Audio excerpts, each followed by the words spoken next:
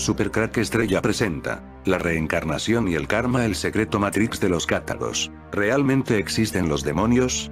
Si fuera así, podrían no ser realmente los secuaces de Satanás y los habitantes de un infierno literal, sino, en vez de eso, serían peligrosas y mortales entidades que existen en algún reino extraño que los antiguos interpretaron como el infierno, pero que, hoy en día, podríamos considerar una dimensión más allá de nuestro mundo 3D. ¿Los cátaros fueron mártires cristianos? Matadlos a todos, pues Dios reconocerá a los suyos. Ese día de verano de 1209, la población de Béziers, ciudad meridional de Francia, fue masacrada. El abad Arnoldo Amaury, legado pontificio designado para encabezar a los cruzados católicos, no mostró la menor piedad. Se dice que cuando sus hombres le preguntaron cómo habrían de distinguir a los católicos de los herejes, pronunció las infames palabras que se citan al principio. Los cronistas católicos han suavizado su respuesta vertiéndola así: no os preocupéis, creo que muy pocos habrán de convertirse, prescindiendo de cuál haya sido su respuesta exacta. Lo cierto es que en aquel degüello murieron no menos de 20.000 hombres, mujeres y niños a manos de unos 300.000 cruzados dirigidos por prelados de la Iglesia Católica. ¿Qué consecuencias tuvo esta matanza? Fue solo el principio de la cruzada albigense que lanzó el Papa Inocencio III contra los supuestos herejes de la provincia de Languedoc, hacia el sur de Francia. Es posible que antes de terminar esta, unos 20 años más tarde, perdieran la vida 1 millón de personas, entre ellas cátaros, valdenses e incluso muchos católicos. Con el fin de contrarrestar la predicación itinerante de los disidentes, el Papa aprobó la fundación de la Orden de los Frailes Predicadores, o dominicos. A diferencia de la opulenta jerarquía católica, estos frailes serían predicadores viajantes dedicados a defender la ortodoxia católica contra los herejes del sur de Francia. En un esfuerzo por razonar con los cátaros y conducirlos de nuevo a la grey católica, el Papa también les envió legados pontificios. Sin embargo, ante sus intentos fallidos y la muerte de uno de sus legados, supuestamente a manos de un hereje, Inocencio III ordenó la cruzada contra los albigenses en el año 1209. Como Albi era una de las ciudades donde los cátaros eran particularmente numerosos, los cronistas católicos comenzaron a llamarlos albigenses, del francés, albigeois, y llegaron a designar con ese término a todos los herejes de aquella región, incluidos los valdenses. ¿Quiénes eran los cátaros? La palabra cátaro proviene del griego cátaros, que significa puro. Durante los siglos XI a XIV, el catarismo se difundió principalmente por Lombardía, el norte de Italia y Languedoc. Las creencias cátaras eran una mezcla del dualismo oriental y el gnosticismo que quizá llevaron consigo los comerciantes y misioneros extranjeros. Según la enciclopedia Espasa, el dualismo cátaro era la afirmación de un doble principio universal, bueno el uno, creador del mundo invisible y espiritual, y autor el segundo del mundo de la materia incluido el cuerpo humano. Los cátaros creían que Satanás había creado el mundo material, o sea la tierra. Mucha gente cree que Dios gobierna el mundo, pero si eso fuera cierto, ¿habría tanto sufrimiento? Deuteronomio 32, 4, 5. La Biblia enseña que en realidad el mundo está en manos de un gobernante cruel. Lea 1 Juan 5, 19. ¿Y cómo consiguió ese individuo el control sobre el mundo? Al comienzo de la historia, un ángel, Satanás, se rebeló contra Dios y les propuso al primer hombre y la primera mujer que se unieran a él. Génesis 3, 1, 6. La pareja decidió hacerle caso, con lo cual se sometió a su autoridad. El único que tiene derecho a gobernar a la humanidad es el Dios Todopoderoso, pero él quiere que la gente le obedezca por amor. Deuteronomio 6, 6, 30, 16, 19. Lamentablemente, la mayoría ha cometido el mismo error que Adán y Eva. Lea Revelación Apocalipsis 12, 9. ¿Quién solucionará los problemas de la humanidad? ¿Permitirá Dios que Satanás gobierne el mundo para siempre? De ningún modo. Y lo que es más, mediante Jesucristo, Dios remediará todo el daño que ha causado el diablo. Lea 1 Juan 3, 8. Dios le ha dado autoridad a Jesús para eliminar a Satanás, Romanos 16, 20, entonces, Dios gobernará a la humanidad y se encargará de que viva como Él quería desde un principio, feliz y en paz. Lea Revelación 21, 3, 5.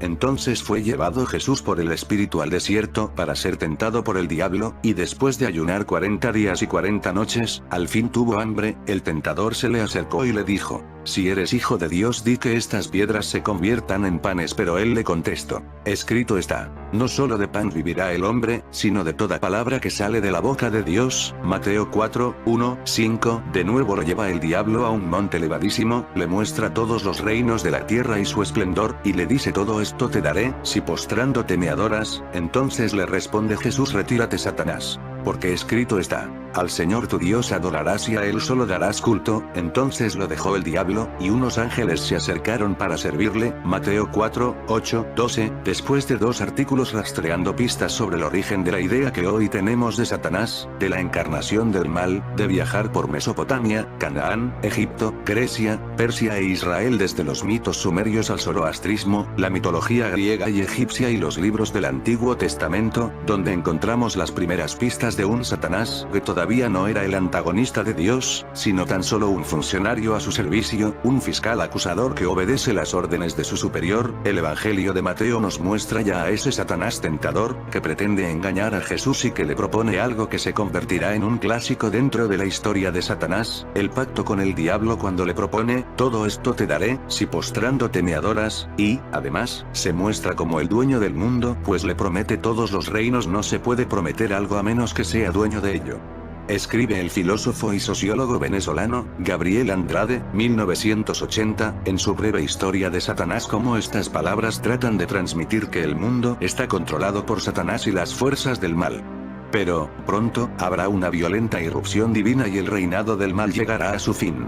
Y Jesús hace frente al mal y lo combate a través de los exorcismos, de los que hay muchos ejemplos en los evangelios. Había entonces en aquella sinagoga un hombre poseído de un espíritu impuro que comenzó a gritar: ¿qué tenemos nosotros que ver contigo, Jesús Nazareno? ¿Has venido a acabar con nosotros? Yo sé bien quién eres, el Santo de Dios. Pero Jesús le increpó: enmudece y sal de este hombre. Entonces el espíritu impuro, agitándose con violentas convulsiones y dando un gran alarido, salido de él, quedaron todos llenos de estupor, tanto que se preguntaban unos a otros: ¿qué es esto? ¿Qué manera tan nueva de enseñar, con autoridad? Incluso manda a los espíritus impuros y ellos le obedecen. Marcos 1, 23, 28, y ese mismo poder de expulsar a los demonios les es otorgado a los apóstoles. Nos encontramos ante una batalla que nos recuerda el enfrentamiento entre Ahura Mazda y Arimán del zoroastrismo, solo que aquí Ahura Mazda es Dios y su hijo encarnado en la tierra, Jesús, y Arimán está representado por Satanás, que, además, a diferencia de Arimán, que era hermano gemelo de Ahura Mazda e igual en poder a este, Satanás no puede derrotar a Dios. Satanás ha dejado definitivamente su papel de adversario en la corte celestial, de ángel subversivo, para convertirse llanamente en el gran enemigo, aunque un enemigo condenado a la derrota en una batalla, descrita en uno de los textos más enigmáticos de la Biblia, el Apocalipsis de San Juan o libro de las revelaciones, pues Apocalipsis significa revelación en griego. En el Apocalipsis se describe una batalla cósmica final entre las fuerzas del bien y del mal, previa al fin de los tiempos, y al apóstol Juan: yo, Juan, vuestro hermano y compañero en la tribulación y en el reino y en la constante espera de Jesús, estuve en la isla llamada de Patmos por causa de la palabra de Dios y del testimonio de Jesús. Apocalipsis 1, 9, 10, el mismo autor del Evangelio de Juan, y redactado así a finales del siglo I, aunque hoy se cree que podría ser obra de varios autores. Encontramos en él una vibrante descripción de Satanás, que adopta la forma de un dragón. La ciencia comprueba que el karma es real y funciona para todos, incluso para los que creen que son muy buenos, y nunca hicieron nada malo, y es que en el fondo ese es el problema: todos pensamos que somos muy buenos, sin mirar lo que hacemos en nuestro día a día. Cuando escuché por primera vez esto del karma pensé que era una tontería, pero luego pude leer sobre el pueblo cátaro en la Edad Media, y de cómo ellos pensaban que la tierra era el infierno, reinada por Satanás, que la materia era una realidad matrix que nos tenía encerrados, y como el ser humano tenía que ser reencarnación una y otra vez hasta alcanzar en alguna vida a un ser bueno. Mientras tanto tendríamos que pagar por nuestros pecados, y eso es realmente lo que el karma. La Iglesia no reconoce la reencarnación, pese que hay pasajes de la Biblia que indica que sí existe. La reencarnación ofrece esperanza a muchos. Si nosotros no la obtenemos correctamente en esta vida, nosotros tenemos otra oportunidad la próxima vez. Todavía, aún los que creen en la reencarnación admite que la inmensa mayoría de humanos no recuerda de sus vidas pasadas. ¿Cómo podemos aprender nosotros de nuestros errores pasados si nosotros no los podemos recordar? Parecemos hacer los mismos errores una y otra vez, dado el porcentaje de pérdida moral de la historia humana, ¿tenemos nosotros cualquier razón para esperar que lo obtendremos correctamente en una vida futura? La reencarnación reclama también asegurar la justicia, según la ley del karma, una regla inflexible e impersonal del universo. La reencarnación en la Biblia. Pasajes que hablan de ella. La reencarnación es la creencia de que el alma se separa del cuerpo con la muerte y, después de un cierto tiempo, vuelve a la vida terrena en otro cuerpo, con el objetivo de continuar su proceso evolutivo hasta alcanzar la perfección. Para los cristianos ortodoxos no existe nada en la Biblia que hiciera creer en ella, pero según los espiritistas que son cristianos, sobre todo aquellos que siguen la doctrina de Allan Kardec, el concepto está presente en distintos versículos del libro sagrado. Además, de acuerdo con ellos, reencarnación es una palabra del siglo XIX, por lo tanto, no podría estar escrita en estas escrituras sagradas. Lo que Jesús ha pronunciado fueron las palabras renacimiento, generado de nuevo, en contextos con el mismo significado de reencarnación. Por ejemplo, en Juan 3:7 se dice, no te maravilles de que te dije, os es necesario nacer de nuevo. Aún en el campo semántico, tenemos que palingenesia es la palabra griega para reencarnación que está en algunos textos bíblicos del Antiguo y del Nuevo Testamento, pero siempre fue traducida como recreación o regeneración. Sin embargo, los versículos más utilizados por los estudiosos para comprobar la existencia de la idea de reencarnación en la Biblia son los de Mateo 17, 10, 13, en los cuales se afirma que Juan Bautista es la reencarnación de Elías. 10 Entonces sus discípulos le preguntaron, diciendo, ¿por qué, pues, dicen los escribas que es necesario que Elías venga primero? 11 La verdad, Elías viene primero, y restaurará todas las cosas. 12 Mas os digo que Elías ya vino, y no le conocieron, sino que hicieron con él todo lo que quisieron. Así también el Hijo del Hombre padecerá de ellos. 13 Entonces los discípulos comprendieron que les había hablado de Juan el Bautista. Y para los que tengan dudas de que Juan es Elías están los versículos de Mateo 11, 14, 15, 14 Y si queréis recibirlo, él es aquel Elías que había de venir. 15 El que tiene oídos para oír, oiga. La reencarnación en la historia de las civilizaciones más antiguas, como sumerios, egipcios, chinos y persas que no creían en la reencarnación, dedicaron enormes esfuerzos para construir templos capaces de conservar los cuerpos, objetos personales de los muertos para su viaje a otro tiempo y otro espacio. La idea de que ellos podrían regresar en otros cuerpos surge por primera vez en India en el siglo VII a.C., basada en la observación del ciclo de la vida de los pueblos agrícolas.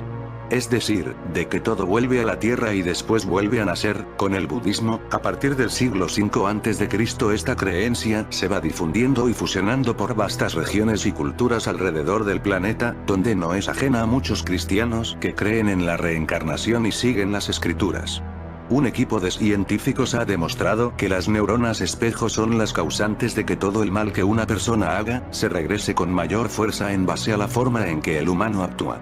Una investigación realizada por un equipo científico perteneciente a la Universidad de Tel Aviv de Israel, se encargó de estudiar por qué cada insulto, mala palabra o actitud negativa que tenga el ser humano, se regresada con mayor fuerza y peores consecuencias. El estudio dirigido por Ariel Riskin, director de la Unidad de Cuidados Intensivos de Neonatos del Nation Medical Center de Haifa, en Israel, se encargó de estudiar el comportamiento que tenían los padres con los hijos y lograron determinar que aquellos que tenían una actitud grosera potenciaba el empeoramiento de criatura.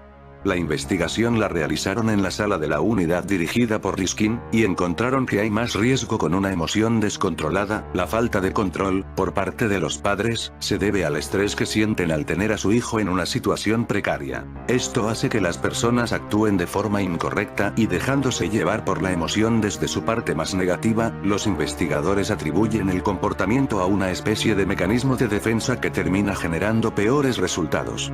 Los humanos somos seres sociales y emocionales que nos dejamos llevar por cualquier tipo de palabra dirigida hacia nuestra persona. Esas palabras pueden generar un efecto negativo o positivo que será reflejado en el comportamiento y en la actitud. El humano termina comportándose con el efecto espejo, emulando todo lo que reciben y cambiando drásticamente la actitud que tenía una persona.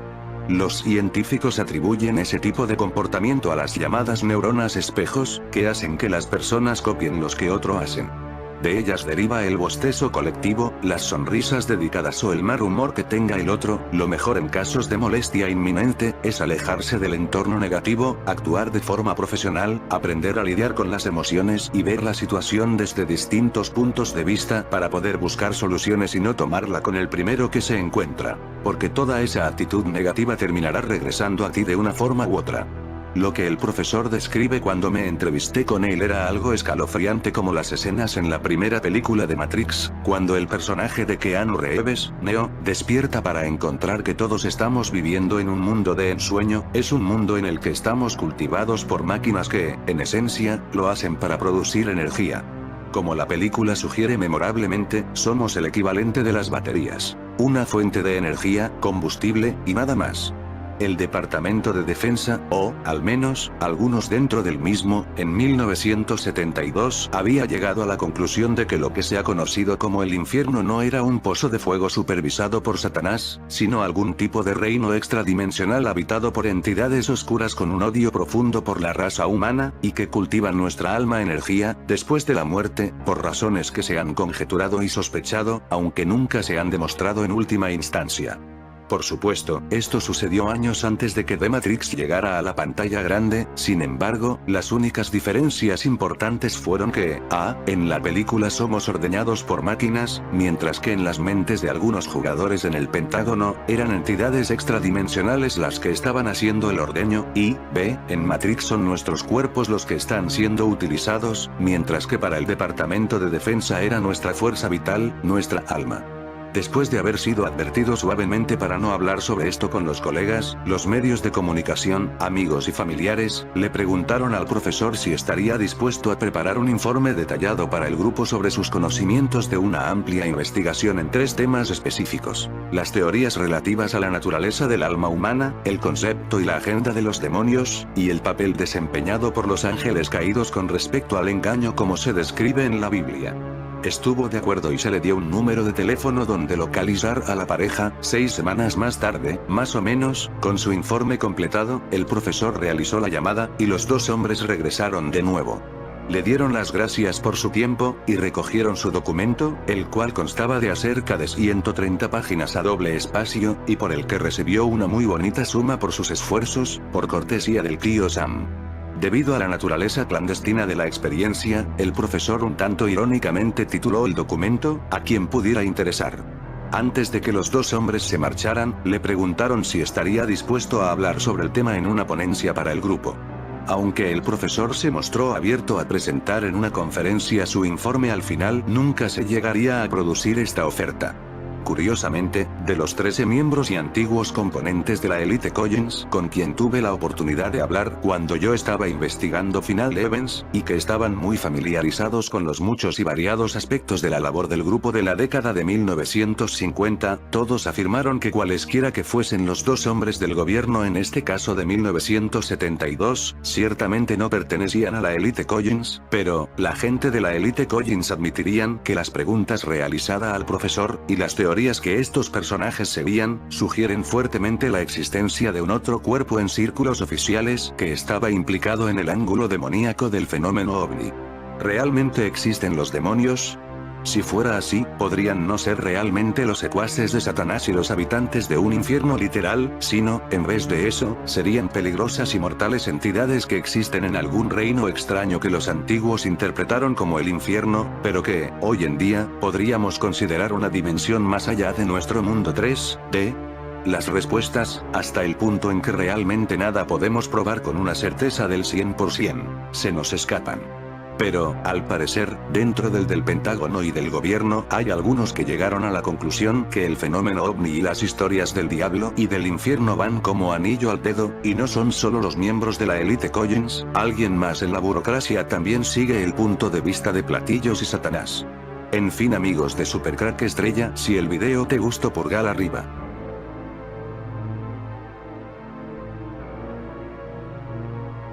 Supercrack Estrella presenta Los Cátatos. el pueblo que conoció el mundo Matrix donde estamos metidos. El dualismo cátaro defiende la existencia de dos principios supremos: el del bien, creador de los espíritus, y el del mal, creador de la materia. Esto es un mundo material donde estamos nosotros los seres humanos, de donde hay otro mundo llamado infierno, y el mundo de antimateria el celestial. Este es el dualismo absoluto profesado en el sur de Francia e igual al de los bogómiles búlgaros y albaneses, aunque en ciertas ciudades de Italia, con Correggio, Bagnolo, tuvo una forma mitigada, con un ángel caído, Lucifer, subordinado al principio del bien. A partir de esta dualidad, el cátaro admite un mundo de mezcla en el que las almas celestes, seducidas por el principio o ángel del mal, se encuentran aprisionadas por la materia de la que no podrán salir. Aquí es donde estamos nosotros atrapados por la Matrix. Los cátaros decían que para salir de la Matrix era necesaria a través de sucesivas purificaciones, una como alquimia del ser, en una incesante reencarnación. Para los cátaros no había un infierno distinto de esta cautividad de la materia y admitían la salvación universal con el fin del mundo. Este proceso secular de liberación de la materia no se encuentra en todos los hombres en el mismo estadio. En algunos, los perfectos, el espíritu o parte superior del ser humano que quedó en los cielos en el momento de la caída, se ha adueñado de nuevo del alma. Con la muerte, libre ya el alma del cuerpo material, será arrastrada por el espíritu al reino celeste del bien, en donde se revestirá del cuerpo espiritual y glorioso que perdiera en su descenso a este mundo. Rechazaban el concepto del infierno, siendo el equivalente a este el propio mundo en el cual las almas debían purificarse a través de sucesivas reencarnaciones hasta alcanzar un grado de autoconocimiento que les llevaría a la visión de la divinidad, escapando del mundo material al paraíso inmaterial. Para llegar a este estado predicaban una vida ascética y contemplativa. A los que la seguían se les denominaba perfectos y se les consideraba una especie de herederos o continuadores de las prácticas de los apóstoles, teniendo el poder de absolver de los pecados a través de la ceremonia del consolamentum, único sacramento en la religión cátara. Los cátaros fueron la primera y gran oposición seria a la Iglesia romana en la Europa occidental. El origen del culto de estas gentes, aún manteniendo una base cristiana en apariencia, no es precisamente normal de un punto de vista católico. Cátaro deriva de catarsis, purificación, limpieza, y por puros eran conocidos los practicantes de esta doctrina. Un movimiento religioso de carácter gnóstico que se propagó por Europa occidental a mediados del siglo X, logrando arraigar hacia el siglo XII entre los habitantes del mediodía francés, especialmente en el Languedoc, donde contaba con la protección de algunos señores feudales vasallos de la corona de Aragón. Su religión, derivada del maniqueísmo, estaba basada en la creencia de que el universo estaba compuesto por dos mundos en absoluto conflicto, uno espiritual creado por Dios y otro material forjado por Satán. Los cátaros creían que el mundo físico había sido creado por Satán, a semejanza de los gnósticos que hablaban del demiurgo. Sin embargo, los gnósticos del siglo I no identificaban al demiurgo con el diablo, probablemente porque el concepto del diablo no era popular en aquella época, en tanto que se fue haciendo más y más popular durante la Edad Media. Para los cátaros, los hombres son una realidad transitoria, una vestidura de la simiente angélica. Afirmaban que el pecado se produjo en el cielo y que se ha perpetuado en la carne. La doctrina católica tradicional, en cambio, considera que aquel vino dado por la carne y contagia en el presente al hombre interior, al espíritu, que estaría en un estado de caída como consecuencia del pecado original. Para los católicos, la fe en Dios redime, mientras que para los cátaros exigía un conocimiento, gnosis, del estado anterior del espíritu para purgar su existencia mundana. No existía para el catarismo aceptación de lo dado, de la materia, considerada un sofisma tenebroso que obstaculizaba la salvación. Los cátaros también creían en la reencarnación. Las almas se reencarnarían hasta que fuesen capaces de un autoconocimiento que les llevaría a la visión de la divinidad, y así poder escapar del mundo material y elevarse al paraíso inmaterial. La forma de escapar del ciclo era vivir una vida ascética, sin ser corrompido por el mundo. Si analizamos todo esto, es un mundo Matrix lo que los cátaros nos contaban. Los cátaros fueron exterminados y quemados vivos por decir estas cosas hacia el 1300. Se le conoce como mundo antimateria. Son realidades aparentemente diferentes de la realidad material, pero como son pensamientos de una realidad energética desencarnada del planeta Tierra, la energía-pensamiento entre ambas realidades no tiene marcadas diferencias, puesto que son imágenes de su propia realidad. Generalmente los mundos paralelos se asemejan en su contexto. Las realidades son comparativas, pero no exactamente iguales. Mundo antimateria. ¿Cómo es este mundo? ¿Igual al planeta Tierra? ¿Cómo se puede imaginar al mundo de los pensamientos? ¿Existen personas, casas? Ellos comen, visten, compran, sienten, aman, lloran. Si decimos que son pensamientos que viven en el universo hombre, ustedes se imaginan personas viviendo en un hígado o en un corazón, mas no es así. Es comparativo. El mundo antimateria es una realidad paralela que vive y se alimenta de la energía material y astral cuando está encarnada, y cuando está desencarnada, se alimenta de la energía astral. Esta energía antimateria es invisible, intocable e intangible para ustedes. No la ven, pero la sienten, porque ella rige sus vidas. Cuando nos referimos a ritmo, latido, pulsación y cadencia, estamos hablando de estos mundos. Todo comienza primero en el mundo antimateria, en la realidad de los pensamientos, y luego se expresa en la energía materia. Los mundos verdaderos son las realidades antimateria y los mundos materiales son mundos de sueños, expresiones que están tomando forma. El pensamiento material, lado izquierdo del cerebro, es denso. Son deseos emanados para la satisfacción de los sentidos externos, son formas pensamientos que se modulan de acuerdo con el deseo material de una vida sin conocimiento de causa. El mundo antimateria es una realidad compleja y paralela, donde varias realidades se juntan y forman una sola. Intercalan energía y se retroalimentan, capa sobre capa de energías pensamientos, tan finas que se llegan a fundir. El universo no se encuentra separado. El espacio no existe. El universo está totalmente unido, como si fuera una membrana que se mueve y se traslada al mismo tiempo, formando su cuerpo universal. Cualquier cosa que acontezca en esa membrana se sentirá en el todo. Este es el mundo que el CERN quiere abrir. El misterio de catarismo está en la presencia de Grial. El cáliz del Señor creaba el ambiente de la permanencia del mismo Cristo entre sus discípulos, la ascendencia a los cielos y el regreso a la tierra. El Santo Grial alimentaba a los cátaros de una forma increíble. Las alturas inauditas de la espiritualidad de los perfectos con las que no pueden ni competir los logros de las escuelas de Maní, Zoroastro, Buda, Mohamed o cualquier otro maestro universal, se deben al triunfante cáliz del amor. Los que sabían sobre la existencia del Grial eran sus 12 guardianes. Sus nombres se mantenían en secreto. Ellos, junto con el Santo Cáliz, desaparecían, se esfumaban en el Paquivitille. Volvían a aparecer cuando hacía falta. Además de 12 guardianes, más de 1000 perfectos de Languedoc, Lombardía, Provenza y otras provincias más grandes de la Europa meridional, mencionadas en la pantalla blanca del Grial en el orden jerárquico, gustaban místicamente del cáliz. Los demás solo intuían su existencia, no más. Si el vídeo te ha gustado, dale al pulgar arriba y suscríbete a mi canal.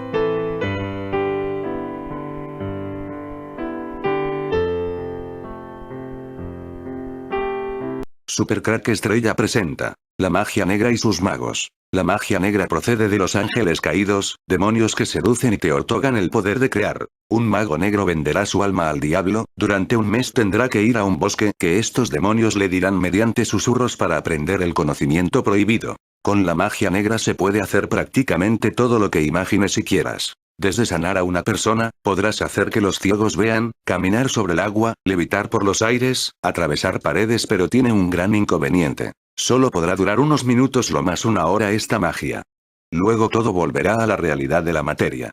Porque lo que en realidad controlan estos magos es la materia sobre la antimateria. Es algo así como el cuento de Cenicienta, donde la hada madrina vendría a ser los demonios. En realidad este es el verdadero cuento. El demonio otorgó el poder de crear a Cenicienta. El pasaje de la Biblia donde nos hablan de estos magos negros y mejor se puede ver que son, es donde nos cuenta el momento que Jesús se enfrenta a los magos negros del faraón. Moisés y Aarón se presentaron con faraón y transformaron el agua en sangre, y los magos de faraón hicieron lo mismo.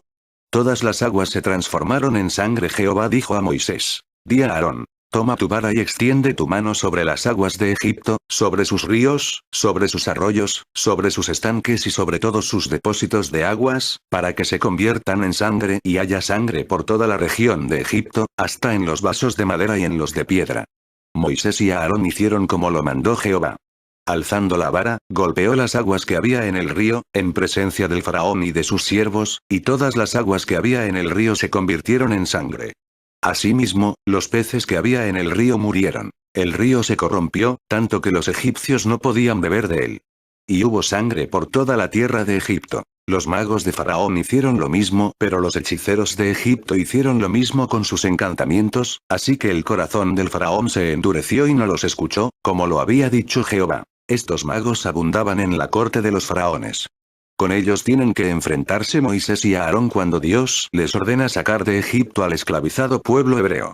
Dice el divino relato. Habló Dios a Moisés y a Aarón diciendo, si Faraón os respondiere diciendo, mostrad un milagro, dirás a Aarón, toma tu vara, y échala delante de Faraón, para que se haga culebra. Vinieron, pues, Moisés y Aarón a Faraón, e hicieron como Jehová lo había mandado. Y echó a Aarón su vara delante de Faraón y de sus siervos, y se hizo culebra.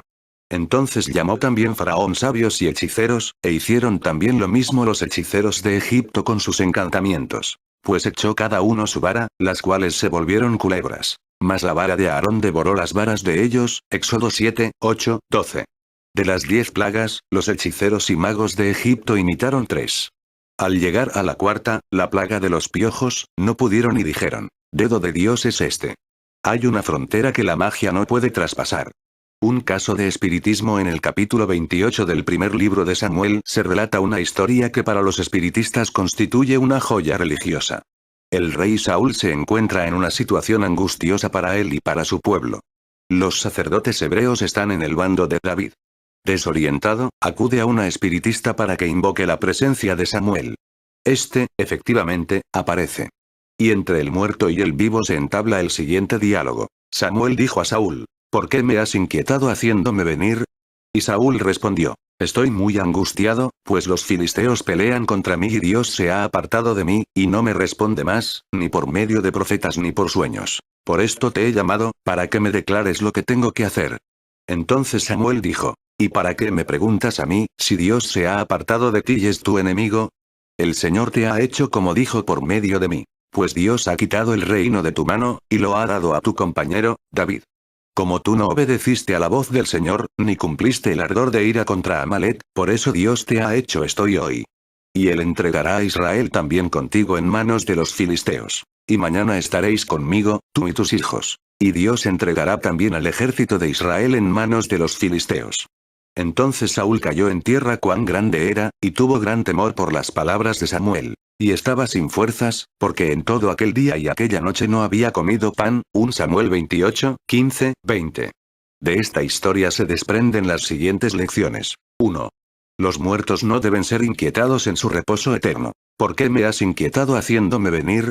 Los muertos no tienen ningún poder para ayudar a los vivos. ¿Para qué me preguntas a mí, si Jehová se ha apartado de ti y es tu enemigo? Aquella consulta desagradó tanto a Dios que supuso la muerte del rey. Mañana estaréis conmigo tú y tus hijos. Esta historia es un ejemplo de espiritismo. Cierto. Pero un ejemplo de consecuencias negativas. No está aquí para que lo imitemos. Está para que huyamos de él. Si era Saúl o un demonio es secundario. Quizá no podamos probar una cosa u otra. Lo más relevante es no imitar la acción desesperada del rey y tener siempre presente que consultar a los muertos por medio de mediums es desagradable a los ojos de Dios.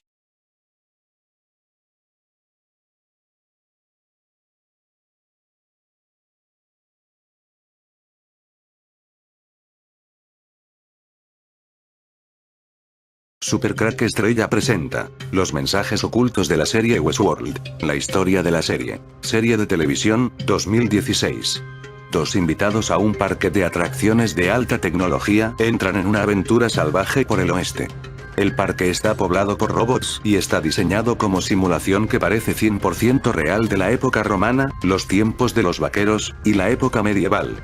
Cuando el ordenador central del parque se estropea, los robots comienzan a correr furiosamente y los dos invitados son acechados por un pistolero robot. Ahora pensemos que esos robots de la serie, somos nosotros los seres humanos, solo que en vez de robots seríamos clones y que vivimos en una realidad simulada. Condenados a vivir una y otra vez en una reencarnación, hasta llegar a una especie de ser supremo que por fin ascienda al cielo.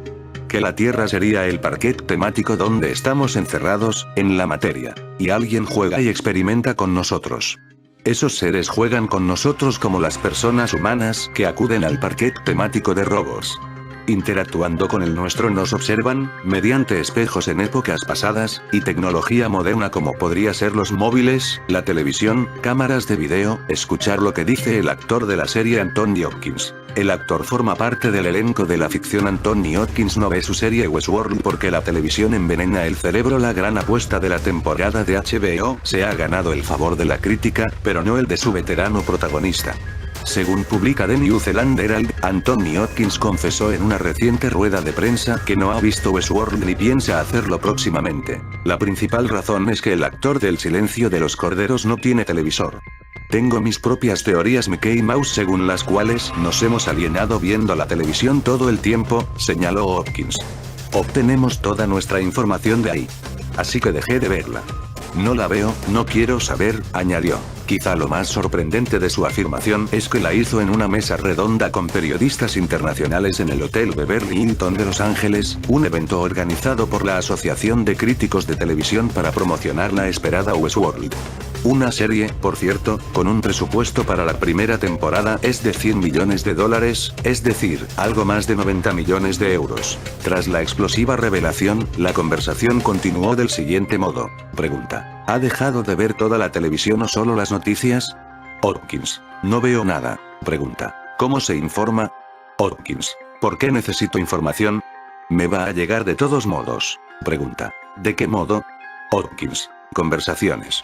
¿Has oído hablar de eso? Es como la obesidad. Es como si te dicen, bueno, si comes toda esta comida basura vas a engordar, vas a morir de una enfermedad cardíaca, diabetes o lo que sea. Así que enciendes la televisión. Si ves todo eso vas a envenenar tu cerebro, tu psicología, tu visión de la vida. Podrías convertirte en un cínico, desgraciado, un nihilista. Y vienen esos grandes visionarios que dicen voy a cambiar tu vida, voy a cambiar todo para ti. Pregunta: ¿habla de los políticos? Respuesta: cualquiera que diga tener la respuesta. No hay respuesta. Esta serie se inspira en la película de igual nombre que el novelista Michael Crichton escribió y dirigió en 1973. En España se llamó Almas de Metal, y en Latinoamérica, Oestelandia o El Mundo de los Robots Asesinos. Luego, en 1976, el poco conocido Richard Efron realizó una secuela, titulada Future World, que retomaba la historia 2 años después y que en España se llamó Mundo Futuro, y en América Latina, Atrapados en el Espacio o Regreso al Mundo del Futuro. Westworld, como la película de Crichton, transcurre en Delos, un parque de atracciones futurista en el que clientes acaudalados eligen vivir una agradable experiencia en un entorno que recrea un contexto histórico como el viejo oeste norteamericano. Ambas se ubican en la intersección de un futuro próximo y un pasado reimaginado que explora un mundo en el cual todos los apetitos humanos, no importa lo nobles o depravados que resulten, pueden ser consentidos, tal como la describe. Por último, John Doyle escribe en The Globe and Mail que a pesar de su brutal violencia y altas dosis de sexo, la serie es un ejercicio magnífico de profunda melancolía. ¿Qué horrores ha causado a la humanidad un culto masivo a la perfección, la satisfacción personal y el entretenimiento? A veces terroríficamente sombría y cínica, Westworld es lúgubre. El crítico incluso se atreve con un tagline para definir la serie: el infierno está vacío y todos los demonios están aquí.